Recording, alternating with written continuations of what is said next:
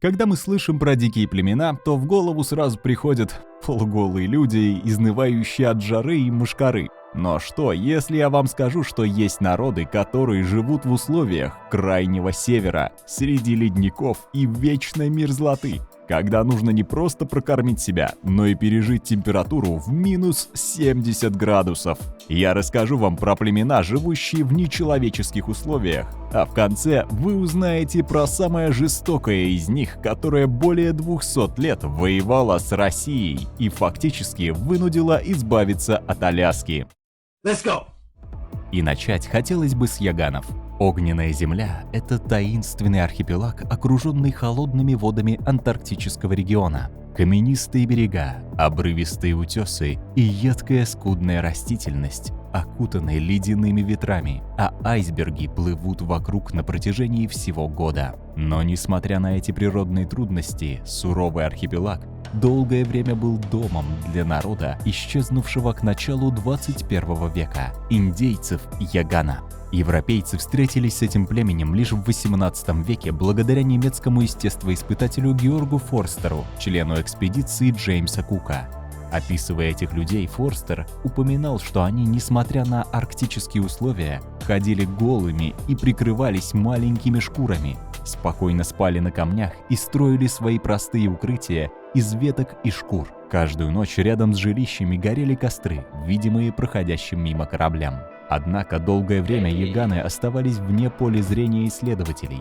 Российский мореплаватель Отто Коцебу предположил, что они, возможно, ранее обитали на более южных широтах, но из-за конфликтов с другими народами были вынуждены переместиться на северную окраину Земли. Сегодня ученые всего мира отмечают особенности их телосложения и удивительную адаптацию к холоду. Но что с ними не так?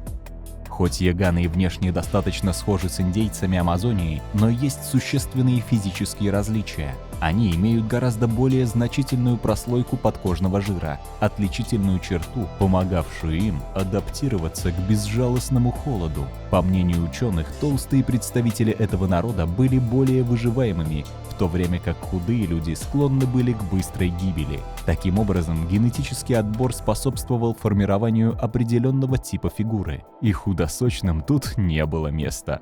Однако, это только часть уравнения выживания. Антрополог Станислав Добрашевский предполагает, что помимо склонности к полноте, яганы могли передавать особенности обмена веществ по наследству. Их кровеносные сосуды имели особую структуру, они располагались глубже в теле, чем у обычных людей. Это позволяло лучше удерживать тепло и обогревать внутренние органы, необходимые для выживания. Такие генетические изменения и помогали этим ребятам приспособиться к ледяным условиям. Если говорить про северные народы, то на ум сразу приходят эскимосы. Это коренное население, проживающее в крайних северных регионах.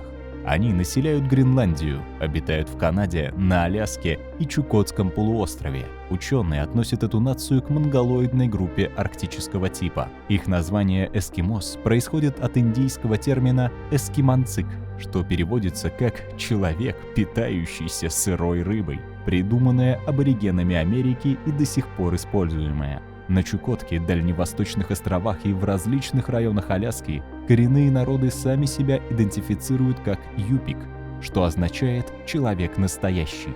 Общее население этого северного народа, проживающего на разных континентах, составляет около 170 тысяч человек. Основная часть проживает в Гренландии и на Аляске. На территории России проживает всего около 1500 человек.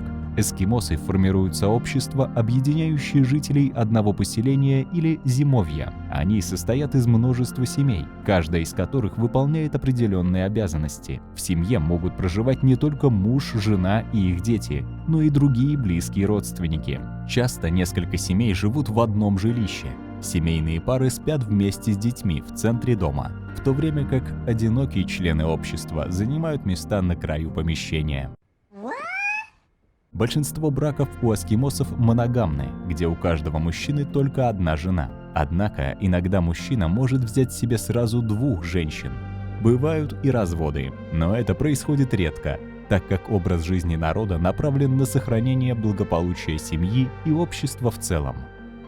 Образ жизни эскимосов обусловлен тесными взаимоотношениями, которые требуют высокой степени взаимопомощи и сознательности от каждого члена общества. Они ведут общие охоты, пользуются общими ресурсами, и у них действуют общие нормы и правила. Неформальные правила сосуществования выражены в следующих принципах.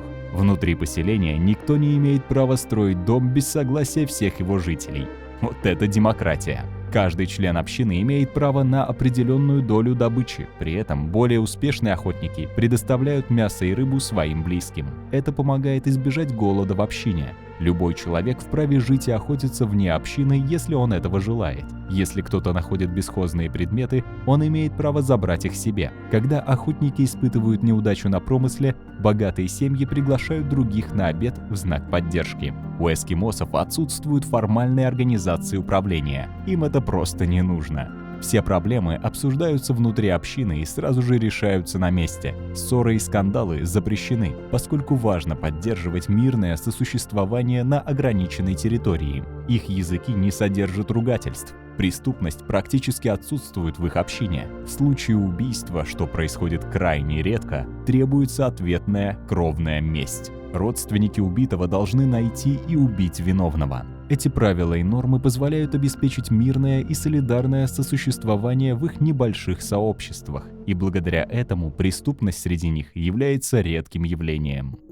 В традиционных семьях эскимосов у девушек принято подчиненное положение. Прежде чем выйти замуж, требуется согласие обоих родителей, а также братьев, если они есть в семье. В случае, если родители не разрешают дочери выходить замуж, она может остаться жить с ними. Интересно отметить, что, согласно обычаям, мужчина может захватить девушку в качестве жены силой, но только при согласии ее родителей, а не самой девушки. Браки у эскимосов сопровождаются минимальными церемониями. Девушка просто переходит в новый дом, взяв с собой свои вещи, одежду, швейные принадлежности и свой нож. Статус жены в семье характеризуется ее подчинением мужу и свекрови, где она не имеет права на собственное мнение. Сложно согласиться с фактом, что мужчина имеет право наказывать жену за какие-либо нарушения. Вместе с тем, дети в семье никогда не подвергаются наказаниям. В случае, если муж решает взять еще одну жену,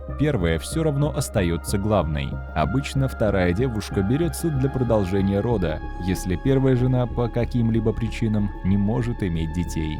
Но давайте разберем еще одно племя. Долганы – маленькая этническая группа, живущая на Таймыре, их всего около 8000. Однако, фактически численность может быть еще меньше. Жизнь и культура долганов зависит от постоянно меняющегося мира вокруг них. Столкнувшись с глобализацией и цивилизацией, традиционный образ жизни этих оленеводов-охотников подвергся изменениям. Тем не менее, последние годы долганы проявляют больше интерес к своей культуре. Среди них сохраняются важные обряды, такие как кормление огня и дары духам местности. Один из таких обрядов – встреча нового солнца, который служил символом соединения, и молодежный обряд танца хейра.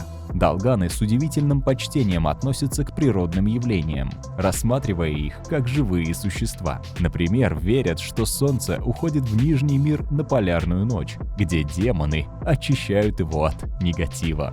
У них достаточно странное отношение к почитанию предков. Долганы не должны посещать кладбище по прошествию 3 лет после смерти близкого им человека, чтобы не беспокоить его в другом мире. Память сохраняют только через имена, которыми называют детей в честь усопших. В прошлом жизнь оленеводов была крайне тяжелой. Многие мужчины погибали на охоте, а женщины оставались во главе семьи. В современности старейшины по-прежнему уважаемы, хотя иногда возникают разногласия. Арктические условия жизни заставляют заботиться о других. Идея о помощи и поддержке важнее национальности и внешности. В таких местах невозможно выжить в одиночку. Основные опасности – глупость, лень и безответственность, которые могут стоить человеку жизни. Атабаски – это этническая группа, живущая в северных районах Америки, у которых особенности жилищ и образа жизни тесно связаны с окружающей природой. Ведь живут они в арктической зоне. Они используют полуземлянки, часто покрытые кожей или дерном, в зависимости от места обитания. Кожа играет ключевую роль в создании одежды и обуви, которая украшена перьями и амулетами, а кожаная накидка помогает определить принадлежность к племени или группе. Важным аспектом их культуры являются обряды. Похороны организуются с уважением к душе усопшего, которая, согласно верованиям, очищается от земных грехов при помощи огня. Новорожденные также получают тайное имя, соответствующее его духу-покровителю. Религиозные убеждения атабасков связаны с представлениями о преобладающей стихии в каждом человеке и священных животных, изображения которых используются как талисманы. В мифологии атабасков ворон – это великое животное, символизирующее мудрость, в то время как койот ассоциируется с коварством. Они верят, что изображения этих животных на теле помогают в достижении успеха, защищая от дурных духов. Этот загадочный народ предпочитает сохранять свою изоляцию от посторонних, смотря на пришельцев с осторожностью из-за опасений по поводу зла, которое они могут принести. Ведь много их братьев погибло от болезней, которые принесли чужаки. Как и у большинства диких племен, у этих ребят практически нет иммунитета.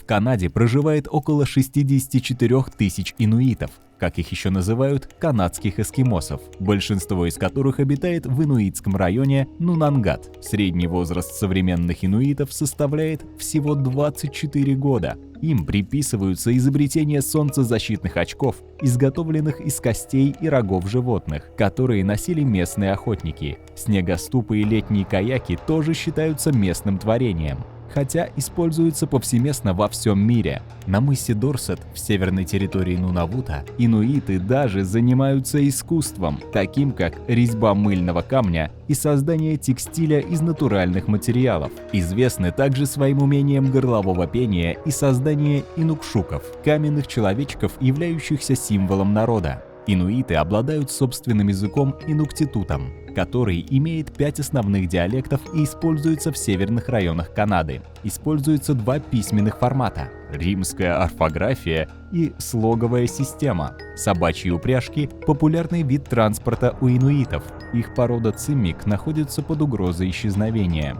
Они известны как отличные охотники, охотясь на волков, полярных медведей, тюленей, моржей, северных оленей и китов. Традиционная кухня инуитов включает вяленое мясо северного оленя, сырой мозг тюленя, ламинарию и печень карибу. Эти блюда являются частью их культурного наследия. Саамы – это малочисленный финно-угорский народ, проживающий в Северной Европе. Большинство из них обитает в Норвегии, Финляндии и Швеции. Они были названы лаппами – скандинавами и лапарами – русскими, что легло в основу названия Лапландии, как земли этого народа. Происхождение саамов представляет собой загадку для исследователей. Этноним лаппы предположительно происходит от слова лап, которым викинги обозначали себя. Этот термин стал распространенным в шведском языке и использовался для обозначения народов, населяющих Лапландию. Так что Санта-Клаус — это тоже саам. Связь между саамами и другими народами приводила к предположению, что их могли называть финнами. В древности античный историк Пафей упоминал о народах финаи, которые проживали на землях Лапландии и занимались рыболовством, охотой и собирательством. С течением времени славянские и финно-угорские племена начали вытеснять саамов, и они переместились на дальние северные земли. Подати, налоги и оброки вводились на их территориях, что стало причиной разногласий и двойного обложения народа. Одной из проблем саамов стало пьянство. Купцы умышленно спаивали их для выгодной торговли, а впоследствии саамов вообще начали выживать со своей земли. Если в северных регионах Лапландии саамам приходилось бороться с неблагоприятными условиями климата и алкоголизмом, то в южных областях они сталкивались с ассимиляцией со стороны государственных властей. В Швеции и Норвегии происходила активная политика ассимиляции, направленная на превращение саамов в типичных представителей своих стран. В результате этой политики саамский язык подвергся угрозе, а школьные реформы, проведенные в Швеции, предполагали полную шведизацию среди саамского населения. В Норвегии претендовать на участок земли мог только человек с норвежским именем, фамилией и знанием языка. Финляндия внедряла политику финнизации, которая была менее агрессивной, чем ассимиляционные методы, применяемые в других странах. Несмотря на это, влияние национальной политики оказало отрицательное влияние на культуру и язык саамов во всех трех странах. Современные саамы активно стремятся сохранить и передать свою культуру будущим поколениям. Они выражают растущее национальное самосознание и прикладывают усилия для сохранения своей самобытности, традиций и верований. Но, сами понимаете, вкусив современные блага, трудно не поддаться им. Ну а теперь поговорим про самое боевое племя – тлинкитов. Их сопротивление на Аляске стало настоящей проблемой для огромной империи и закончилось лишь в начале 21 века. Война между тлинкитами и Россией длилась практически 202 года. Перед приходом европейцев и русских они полностью доминировали в этих землях. Этот воинственный народ, живущий на берегах и островах, был предельно агрессивным и нацеленным на войну. Само название тлинкит переводится как «человек». Русские давали им различные прозвища, связанные с особенностями их обычаев. Одним из таких прозвищ было «калюжи», обусловленное их странным обычаем вставлять в нижнюю губу украшения, помешавшие им говорить и есть нормально. Тлинкиты обладали уникальной физической подготовкой и адаптацией к суровым условиям Аляски. Они воспитывались с раннего детства, привыкая к холоду морей и рек, что делало их практически невосприимчивыми к холоду. Сначала тлинкиты не восприняли пришельцев как врагов и даже торговали с ними. Однако постепенно разлад возник в результате ошибок русской администрации, а также из-за экономического давления на тлинкитов со стороны русских. Война продолжалась с 1802 по 1805 годы, после чего она перешла в холодную фазу. Тлинкиты больше не нападали массированными силами, но проводили атаки на небольшие отряды и охотничьи группы, нарушая равновесие, которое русские пытались создать. Этот конфликт оказался излишне затратным для России, и в итоге, чтобы сократить убытки, Аляска была продана США в 1867 году. На текущий момент практически все этносы Крайнего Севера находятся на грани выживания. К сожалению, нынешнее общество не располагает к сохранению древних обрядов и традиций. Спасибо за просмотр.